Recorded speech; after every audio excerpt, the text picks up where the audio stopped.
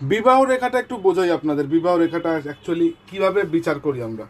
ঠিক আছে, আমরা জানি আমাদের এটা হচ্ছে বুধের পর্বত, ঠিক তার নিচে হৃদয় রেখা। ওকে, এই কড়ি আঙ্গুলটা এখানে শেষ, এই হচ্ছে হৃদয় রেখার শুরু। এইটুক যে জায়গা, এই স্পট, এই ডিস্টেন্স, এই ডিস্টেন্সটাকে আমরা মূলত বিবাহের জন্য বিচার করে থাকি। তো রেখাটা আছে শুধুমাত্র এখানে, এখানের দিকে শুধুমাত্র রেখাটাই বিচার হবে। ফিল্ম ইন্ডাস্ট্রির রেখা না, হাতের রেখার কথা বলছি। দ্বিতীয় যেটা বিচার হবে সেটা হচ্ছে শুক্র, কারণ প্রণয় এখান থেকে নির্দেশ হয়। নেক্সট যেটা বিচার হবে সেটা হচ্ছে মঙ্গল, বিবাহের কারক গ্রহ। শুক্র ছেলেদের বিবাহের কারক গ্রহ, অর্থাৎ শুক্র হচ্ছে ওয়াইফ, আর মঙ্গল হচ্ছে মেয়েদের বিবাহের কারক গ্রহ, কারণ এটা হাজবেন্ডকে নির্দেশ করে। এবার বিবাহের জন্য যদি কোনো গ্রহকে সুস্থ থাকতে হয় তবে শুক্রকে মঙ্গলকে থাকতে হবে, পাশাপাশি আরো কিছু গ্রহ শাস্ত্র অনুযায়ী দেখা উচিত, যেটা হচ্ছে রাহু ভোগের কারক গ্রহ, বৃহস্পতি এবং চন্দ্র।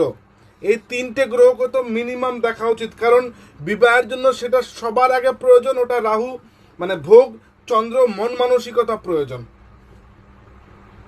এবার দুটো গ্রহকে আমরা নপুংসক বলি, সেটা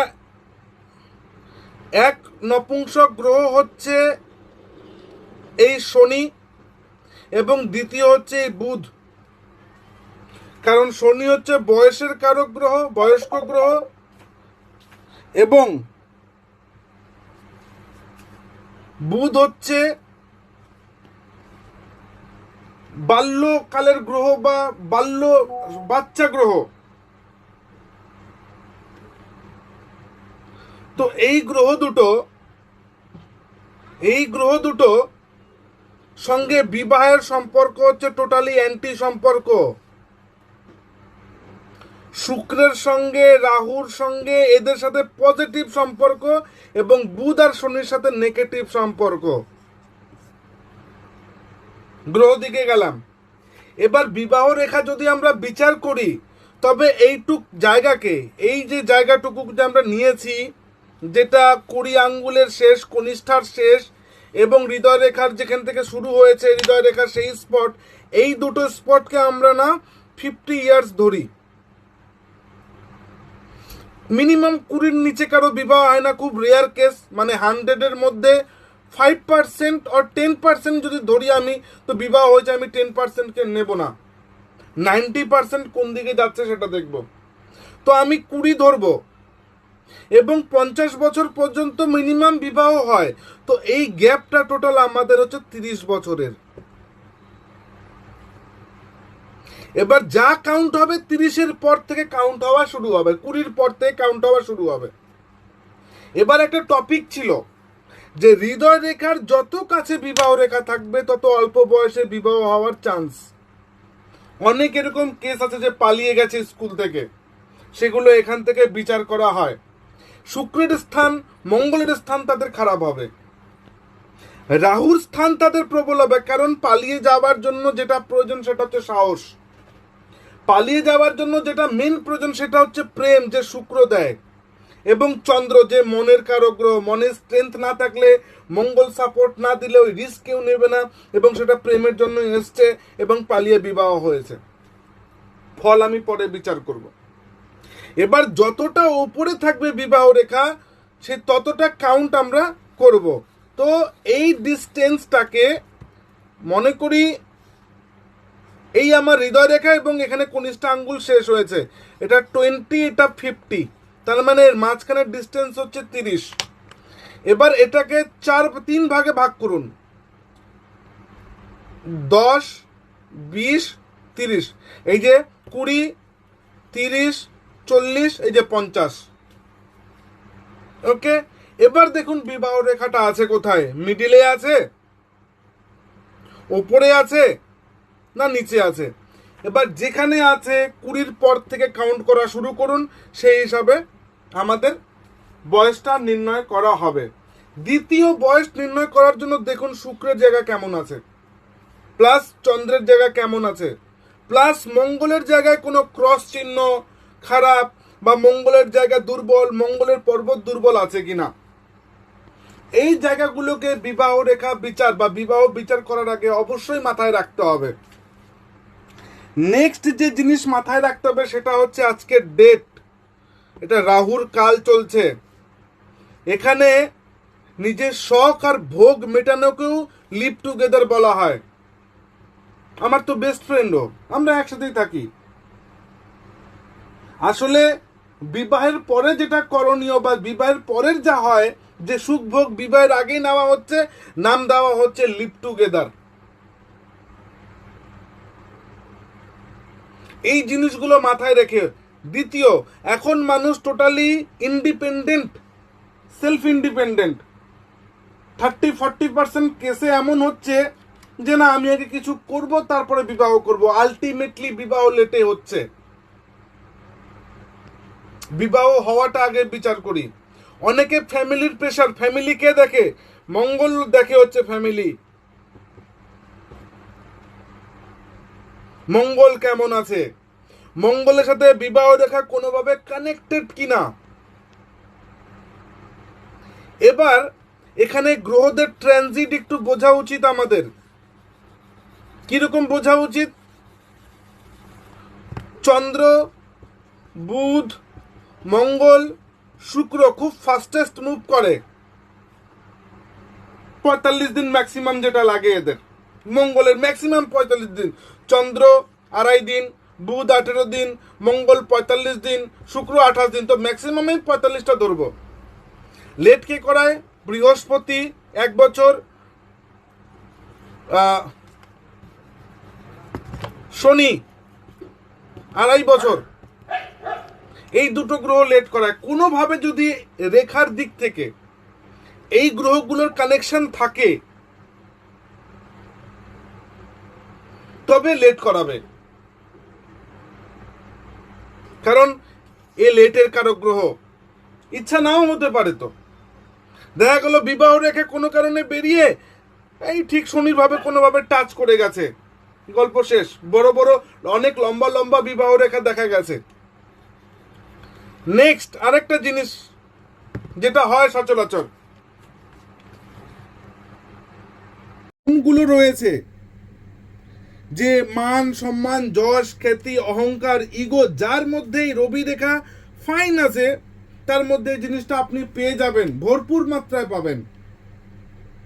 এবার কোনো কারণে বিবাহ রেখা যদি এই রবি রেখাকে টাচ করে নট ক্রস, টাচ করে, এক তো সেই জাতক বা জাতিকার বিবাহের ইচ্ছা থাকবে হাই ক্লাসের, বড় বংশে বিবাহ করব, উচ্চ বংশে বিবাহ করব, আমার হাজবেন্ড যাতে একটু চাকরি বাকরি যুক্ত হয়, আমার হাজবেন্ড যাতে একটু বড় ফ্যামিলি যুক্ত হয়, আভিজাত্য পরিবারের মানে হয়, বা তাদের মানে যাতে একটু ভালো হয়, হ্যাঁ তাদের সুনাম যাতে হয়। সেকেন্ড, এর বংশ ন্যাচারালি বড় হবে, মানে একটু উচ্চ বংশ হবে, তাদের পুরনো রাজত্ব থাকবে, বা তাদের একটু আভিজাত্য পরিবারের হবে, কালচার্ড হবে একটু, বা নামি খ্যাতি হবে, এরকম হবে। এবার যদি এটা ক্রস করে যায়, কারণ এখানে কিন্তু একটা অলরেডি ক্রস তৈরি হয়ে গেল, ক্রস যখন করে যাবে না তখন এটা মান সম্মান হানি বোঝায়, কারণ ক্রস চলে এসছে। এবার এই টাচ করাটাতেও কিন্তু খারাপ, এই টাচ যে করলো না এটাও কিন্তু খারাপ, আত্মকেন্দ্রিক হয়ে যায় মানুষ। তখন জাতক বা জাতিকা এরকম ভাবতে পারে যে আমাকে ছাড়া যাতে কিছু না বুঝে, সবসময় যেন আমাকেই দেখে, সবসময় যেন আমাকে নিয়েই ভাবে, আমি আমি আমি আমি প্রাধান্য পাবে, আমার হাজব্যান্ডের কাছে আমি যেন মেন হই। কিন্তু রবি তো পরিবার, রবি তো পিতা, যখনই পিতা বা পরিবার আসবে তখনই কিন্তু গন্ডগোল লেগে যাবে। তো এই রবি রেখা টাচ করা, রবি রেখা ক্রস করা, রবি রেখার সংসর্গে আসা কিন্তু পাপ। এরা পাবে সবকিছু, ভোগ করতে পারে না, শান্তি পায় না, এদের বিবাহিত জীবন সুখের হয় না। নেক্সট একটা টপিক, সেটা হচ্ছে মাঙ্গলিক। আমি আছে কি নেই এই কন্ট্রোভার্সিতে যাব না, নানা মুনি নানা মত। আর বেশি সন্ন্যাসীতে, অত্যাধিক সন্ন্যাসীতে গাঁজন নষ্ট হয় আমি জানি, সুতরাং আছে কি নেই আমি ওই টপিকে যাবই না। আলোচনা করতে লাগে আলোচনা করে দিচ্ছি, যার মানার আছে মানবে, যার মানার নেই মানবে না। তবে যদি এরকম কিছু না থাকতো, সে যোগ না দোষ ওটা পরে বিচার্য। যদি মাঙ্গলিক বলে কোনো টপিক না থাকতো, আগের ঋষি মুনি ঋষিরা মূর্খ ছিলেন না যে এই নামটাকে ব্যবহার করেছেন। কারণ মঙ্গল বিবাহের কারক গ্রহ, তো মঙ্গল আবার ক্রূর গ্রহও, কিন্তু মনে মাথায় রাখতে হবে। মঙ্গল উন্নতি দেয়, সাহস দেয়, জেদ দেয়, রক্তের কারক গ্রহ, বাট মঙ্গল ধ্বংসও করায়, কারণ আয়ু রক্ষার জন্য রক্ত দায়ী। মঙ্গল ভালো দেয় তো মঙ্গল খারাপও করায়, কিন্তু ন্যাচারালি নৈসর্গিকভাবে মঙ্গল এবং রবি হচ্ছে ক্রুডো প্ল্যানেট। এর অশুভত্ব বলা যাবে না, কিন্তু অশুভ মানে ভালোর মধ্যে খারাপ আছে এদের। বৃহস্পতি ভালো, যদি ভাব খারাপ পায় তখন খারাপ ফল দেয়, অশুভ চিহ্ন থাকলে খারাপ ফল দিবে, বাট এরা ন্যাচারালি খারাপ। চোরকে দিয়ে কোনোদিন হরিভক্তি হবে না। ওকে বলবেন যে তুই মন্দিরে আজকে থেকে মানে গেটে রক্ষী হিসাবে থাকবি, থাকতে পারবে না, কারণ ওর নেশা আর পেশাই হচ্ছে চুরি। যাই হোক, এবার এই মাঙ্গলিক ব্যাপারটা যে আছে, এই মাঙ্গলিক ব্যাপারটা কন্ট্রোভার্সিয়াল, আমি আগেও বলছি, আমি এখনো বলছি, আমি তার কন্ট্রোভার্সিতে যাব না। আমার প্লেন বক্তব্য, মঙ্গলের দুটো স্থান, এই এক স্থান, এই এক স্থান, এটা রাহুর। এই মঙ্গলের এই স্থানটা বিশেষ করে পজিটিভ স্থান, নেগেটিভ স্থানটাকে দেখা উচিত। এখান থেকে যদি কোনো রেখা বেরিয়ে বিবাহ রেখাকে টাচ করে, চন্দ্রকে শুক্রের এখান থেকে রেখা যদি ঊর্ধ্বমুখী হয় এই মঙ্গলকে টাচ করে, রাহুর স্থানকে টাচ করে, এবং তার সাথে বিবাহ রেখার যদি কোনো রকম কানেকশন থাকে, তো বিবাহিত জীবন ধ্বংস ভেবে নেবেন। নেক্সট, এই বিবাহর সাথে সম্পর্ক, কিন্তু এই কারণেই বলছি, এই বিবাহ রেখা এই মঙ্গলের স্থানে যদি ক্রস থাকে, বুঝে নেবেন তার বিবাহিত জীবন ধ্বংস আছে। হয় তার বিবাহিত জীবন ধ্বংস আছে, মুখ ঠাটামি করে বেরিয়ে আসছে, কিংবা একদম মুখ জিপ করে বেঁচে আছে, আর কিচ্ছু না, একদম সাইলেন্ট।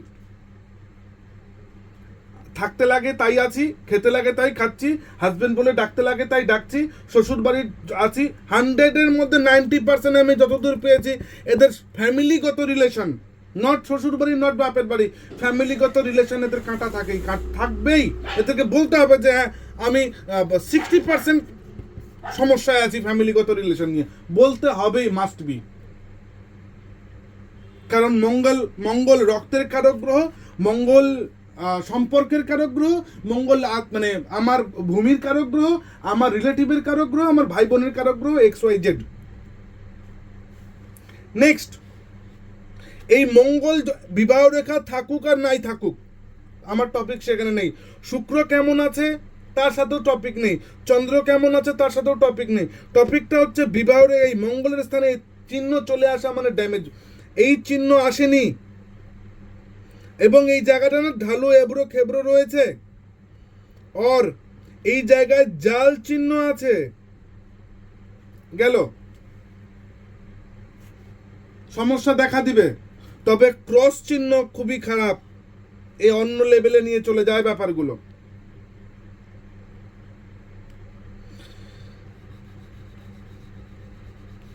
নেক্সট, বিবাহ রেখা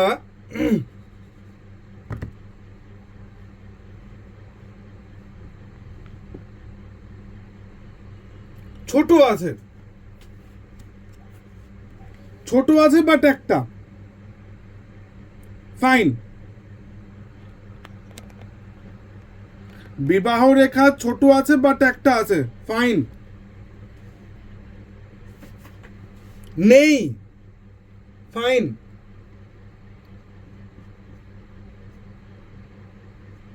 কিন্তু অনেকগুলো আছে, এটা খারাপ। মনে করুন আপনি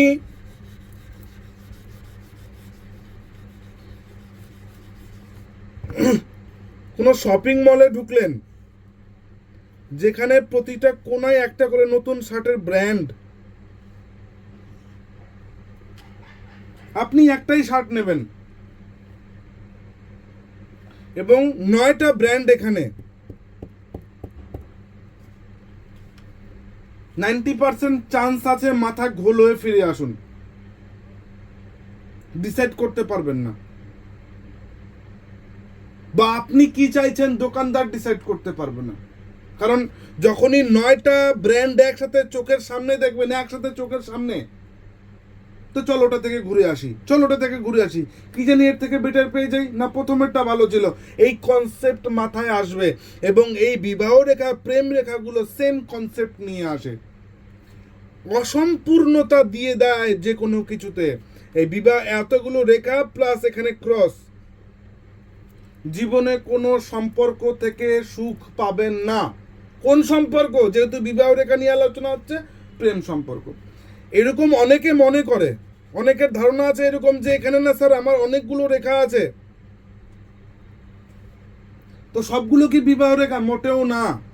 বিবাহ রেখা প্রণয় রেখার মধ্যে ডিফারেন্স আছে। বিবাহ রেখা একটু গাঢ় হবে, প্রণয় রেখা হালকা হালকা অবিচ্ছেদ্য হয়, ভগ্ন হয়। এবং বিবাহ রেখাকে দেখলে বুঝতে পারবেন যে এটা ডিপ সলিড হতে পারে, এটা বিবাহ রেখা।